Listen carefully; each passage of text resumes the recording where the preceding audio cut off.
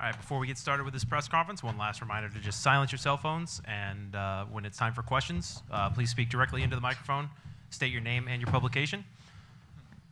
Joining us, the UMass Minutemen, an at-large bid out of the Hockey East Conference, ranked number 2 in the nation in the latest USCHO poll, number 1 seed in this region. Joining us today, head coach Greg Carville, voted Hockey East Coach of the Year. Joining him are his captains, an assistant captain, sophomore defenseman Mario Ferraro, another assistant captain, the Hockey East Player of the Year, and a top 10 Hobey Baker finalist, sophomore defenseman Cale McCarr, and a junior forward and team captain Nico Hildenbrand. We will start with a statement from the head coach, followed by questions for just the players, and then coach's questions will be at the end. Coach? It's great to be here. First time for our program in, I think, 12 years. This team has been consistently very good all year long. A little stumble last weekend, and hopefully it serves as a learning lesson for us. We're excited to be here, excited to see what we can do at this stage, and continue our season. Thanks, Coach. We'll start with questions for the players. Hi, Rich Thompson, Boston Herald. For any of you guys, just what's been the source of your success on the power play this year with the fabulous 28.7%? I think it's just being able to read everybody really well. We work on it so much in practice every day, and knowing where guys are going to be at specific times, and those specific systems are what have helped us throughout this year. Next question, right here. Josh Hall for Sterling Hampshire. For any of you guys, the fact that you guys might not have as much NCAA tournament experience, but obviously Carv's coached in 2 Stanley Cup Finals, Ben's Ben coached in the NCAA tournament. T-Mike's played in the NCAA tournament. Does that experience you feel like kind of translate over to you guys a little bit? Yeah, I mean, since the beginning of the season, obviously it all starts with our coaching staff giving us that confidence, and Coach Carvey and the rest of the coaching staff had always emphasized that this is a special group and we can do special things. And obviously last weekend wasn't the result that we wanted, but that's something that we learned from. We've turned the page because we got a huge opportunity ahead of us here, and we know that we got a lot of talent, and we proved it all year long. And it's just about going out there and competing, and it's about the way we play. It's what we've been focusing on the past couple months now. It's not so much about the X's and O's. We got to go out there and compete, and the harder team wins the game. So that's our focus moving forward, and that's what we're going to do tomorrow, and hopefully good things happen. Nico, in a game on a smaller ice sheet like this, how important is the forecheck and kind of getting your physicality into this type of game? Absolutely, I think it's extremely important. That's something that we've been harping on all week, and it's simplifying our game. It's getting pucks north. It's just advancing zones, and that's really been important for us. With last week and even leading into this week, and that's it's definitely something that we focused on for sure. Any remaining questions for the players?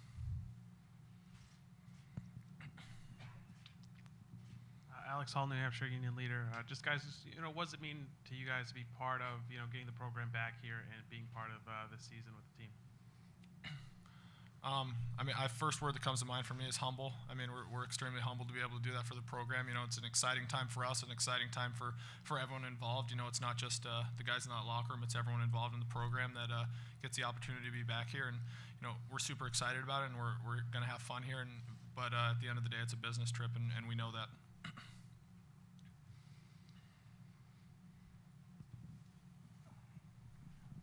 How much did you guys learn from the experience last week of traveling to Boston, going through all the banquets and all kind of the distractions off the ice? How much do you feel like you guys learned from that you can kind of take into the frenzy of this week? Yeah, I think last week was a big lesson for us. It was something that we weren't used to coming in, but obviously now we've been prepared all week to kind of count out all the distractions. Come into this weekend, just focus on what we got to do. We came here to play hockey. Obviously, all the stuff going around is something that can distract you and get you a little bit overexcited. But our goal is to come out of here with 2 wins. It starts tomorrow night, first 5 minutes, and that's what we're focused on. That's what we focus on today in practice. We thought we had good energy, and we're going to carry it into tomorrow. So as much as the stuff around the rink and all that is exciting, that's not where our mind's at. We want to be successful here this weekend, and that's what we're focused on. Any other questions for the players? All right, you guys are all set. Thanks, guys. Thanks, Nico. Mario. Thanks. Am I done?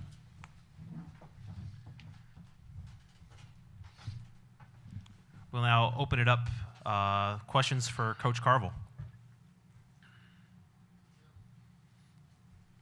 She's coming. Coach Rich Thompson, Boston Herald. Just talk about Cale's role on the power play and, how he stirs the drink a little bit. I think he'd be the first to say that we got 5 pretty good players on that power play. Jake Pritchard's been a big addition to it too. I think all 5 of the guys, they all score in the power play. It's not like it all comes from one guy. Actually, I think Cale might have the fewest amount of goals on the power play of all those guys. So what he does is he settles it down. He uses his skating, uses his hockey sense, his hands. He keeps pucks alive for us. We actually moved him from the top to the flank about a month ago. He hadn't scored a power play goal all year, and I started scratching my head. I says, well, that shouldn't be. So we moved him over to the flank, and he started to score over there. But he can skate the puck up the ice in the breakout, get you set up. But again, I think he's just one of the 5 guys. I mean, Mitch Chafee's outstanding. He scores big goals. Jake Pritchard makes plays. Johnny Leonard and Mark Delgaizo probably had 10 power play goals this year. So it's been a complete unit effort. Okay, just a quick follow. Conversely, your PK has been equally effective. Just talk about going up against Harvard and their potent power play. Yep, it'll most likely be a big factor in the game. Which team is better on the special teams? And ideally, we'll stay out of the penalty box so we don't have to deal with it. We have a lot of respect for their power play. Obviously, we spent a lot of time trying to break it down. Much like ours, they've got multiple threats that you have to be concerned with. But our PK has been good this year. We're pretty aggressive on the kill, and it's worked out well for us. And again, hopefully, we won't have to kill too many tomorrow night. Next question right here. Josh Waffles, Daily Hampshire Gazette. Craig, I guess the same question I asked Nico. I know you were disappointed last week with how little you guys were able to affect the game with the forecheck. On these smaller rinks, how important is it for you guys to kind of establish that physicality and kind of establish that forecheck? It's really important. What we learned, I guess, after the game was in our rink with the big ice, you can throw the puck in the corner and it'll stay in the corner, and you can be physical. But in this rink and in Boston, the puck seemed to funnel to the goaltender, and so when the goaltender's playing the puck, it affects your forecheck. So, we made a little bit of adjustment on what we want to try to do, getting the puck into the zone and where we want the puck to be, so that we can be physical. Because I think that's one of our best assets is tenacity on our forecheck. We got a bunch of guys, big body guys who can be physical, and that's a big factor in games when you can be physically intimidating, physically effective. And last week we came out against Boston College in a game where you could tell the kids were on their heels. They weren't comfortable. It took some time to get into the game, and that can't be the case tomorrow. We have to be good right from the drop of the puck. And again, that's hopefully the lesson learned. And we are an inexperienced team that we haven't played at this level. But I'd rather take this team and being inexperienced than an average team that has a lot of experience. This is a good group of kids that have adjusted and learned lessons all year long, and I expect that we'll be ready to go tomorrow. Chris Lynch of Inside Hockey. Coach, you've not gotten to play against Harvard since you got to UMass, but you had plenty of battles against them in your time at St. Lawrence. How much of that experience do you think gears up for coaching against a Teddy Donato team tomorrow? Yeah, a lot of familiarity with Harvard and Clarkson. Thinking back, the last game I coached in the ECAC was against Harvard, and Jimmy Vesey scored an overtime goal off somebody's face mask. And I just remember Jimmy Vesey was very effective. I'm glad he's not playing for him tomorrow. But Adam Fox is a similar type of player. We can't let Adam Fox be the factor in the game. It's hard. That'll be hard to do, but it's just the truth of the matter. I'm sure they don't want Cale McCarr to be a big factor in the game. No, they're always a skilled team. They always have very good players. They play with speed and skill up and down the ice with pace. So that's what we're expecting. we have a lot of respect for them. The ECAC had a great year. I believe they got 4 teams in the tournament, so very strong league this year. And believe me, we know we're playing a good team tomorrow. Alex Hall, New Hampshire Union leader. Coach, has it been easier or harder preparing for a team that has a lot of similarities to your team? It doesn't really matter. What I did through a portion of the year, I'd walk in on Monday and I'd say, all right, who are we playing this weekend? And kids would be like, oh, we're playing UNH. And I'm like, no, we're not. And they'd look at each other and like, we're not playing UNH? And the answer is it doesn't matter. It doesn't matter who we're playing. And so now I'll go in and ask them who we're playing. They say it doesn't matter. And we don't change our game plan really too much from team to team. We know how we have to play. And when we play to our best standard, we're a really good hockey team. And we didn't do that. We didn't do that last weekend. So, again, these kids, they know what they need to do. They know if they play to a certain standard, it doesn't matter who we're playing, that we'll find success. But that's a fine line. There's not much difference from any Division I team. So if you're not at your best, and I don't think any team in this tournament is going to win a game if they're not at their best or real close to it. Next question. Cap Carey, Watertown Times. Hey, Greg. I was just going to ask you, what's it been like having Pritchard back on your team this year? Have you ever had that kind of experience in the past where maybe in the pros where you had a player leave and come back a couple years later and play on your team again? Yeah, it's been, when Jacob called me to ask if I'd be interested in having him, thoughts of possibilities went through my head, and this year has gone exactly as, those hopes of what could be possible. And I think he's got 45 plus points. He's made our power play go. Beyond that, he's an unbelievable kid. And from day one, we've got a young team. Like I wanted him to serve as a leader. He doesn't wear a letter, but from day one, our whole team is just taken to him because he's such a high quality kid. And I just enjoy being around him. I enjoy coaching him. He's his skill level offensively is really high, and we needed that. But as much as anything, we needed an older guy to help. We 19 freshmen and sophomores on this team, and even 2 of our captains are sophomores, and we needed what he brought in a lot of ways. Quality of character. He's helped grow our culture. He's made our power play go. He leads our forwards in points. He's been quite a blessing. And you're starting to see all these graduate transfers now, but most of them come in and just are kind of depth guys. I think he's the only one I can think of that's come in and led the team in scoring. Next question, right here.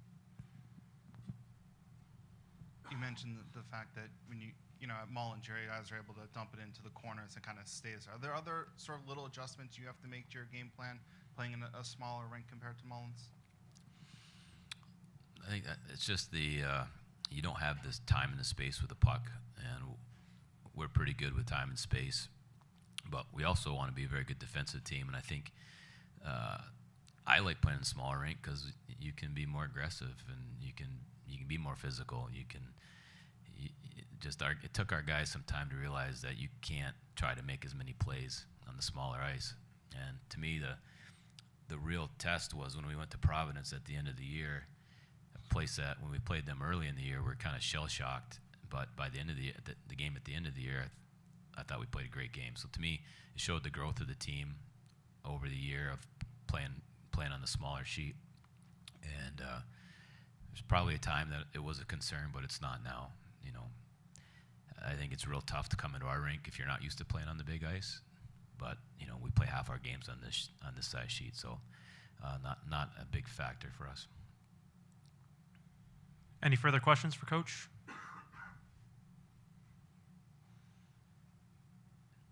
Josh, you just hold on to that mic there for a while. I mean, I asked Mario about this before, but you guys as a staff have a lot of experience in these sort of games. What's sort of your message to these players to kind of get them acclimated to this sort of stage? It's one of those things you have to go through to get the experience. As I said, I've coached in the NHL for a while, so when I got on that bench in Boston the other night, I was, I didn't think about the players. The first 10 minutes, I was like, "What's going on here? Why aren't we playing our game?" It didn't strike a chord with me till we got through the first period. I don't know. The message this week is, you guys have had an unbelievable year. You know what makes you good. Just go out, have fun, and play hard. You know what you can do. We've tried to limit distractions because we thought last week there were so many distractions. Even playing, we drove in this morning. We want to spend as little time here and at the same time as much time here as possible. But we're young. We got to go through these, and it was just like last year. We had to get to the quarterfinals and lose in the quarterfinals to realize the next year when we played the quarterfinals what we needed to do, and it's part of a growth of a maturity of a program to play these games. You can't, life experience is huge, but if you don't have it, what are you going to do? You just give it your best. You talked before the season, your kind of 3 keys were good power play, good PK, getting a good goaltending. Now that you guys are at this spot, how do you sort of assess how you guys have done in those 3 areas? Pretty good. If it weren't for one game in Maine in the middle of January where we let in 3 power play goals, our penalty kill would probably still be, I don't know where we are, top 5, top 10, whatever. Power play's been consistent. We've been fortunate to have two pretty good goalies that we can play off of each other and play the one who's playing better. And so tomorrow night, if we have the better power play and the better penalty kill and the better goaltending, we'll probably win. If we don't, we'll probably lose. But those were the factors that, compared to last year's team, they were glaringly obvious that we needed to improve in those areas. It didn't take the genius to realize that. And so we it's like anything in life. You put your time and focus and energy into something, you're probably going to get better at it, and that's what we did as a staff. Any further questions for Coach? All right. Thank you for your time, Coach.